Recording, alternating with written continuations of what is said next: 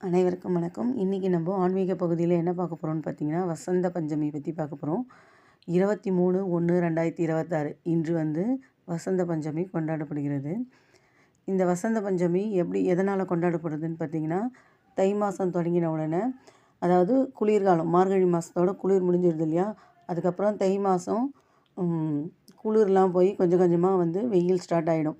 வெயில் ஸ்டார்ட் ஆகும்போது என்ன ஆகும்னா, வசந்தத்தை நோக்கி போகும். இந்த வசந்தத்தை நோக்கி போகும்போது ஊர் ஃபுல்லாக பார்த்திங்கன்னா மஞ்சள் கலரில் பூவெல்லாம் பூத்திருக்கும். வசந்தத்தை எதிர்பார்த்து இந்த பூவெல்லாம் மஞ்சள்னாலே ஒரு சுபிக்ஷம், மங்களகரமானதுன்னு சொல்லுவாங்க இல்லையா? அந்த மாதிரி எல்லாமே மஞ்சள் கலர் பூவெல்லாம் இந்த பூக்க ஆரம்பிக்கும். வசந்தத்தை தொடங்கிறது.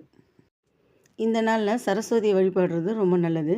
ஏன்னா சரஸ்வதி ஞானத்துக்கான கடவுள் இல்லையா? அதனால் அவங்களுக்கு நார்மலாக வெள்ளை ட்ரெஸ்ஸில் தான் இருப்பாங்க.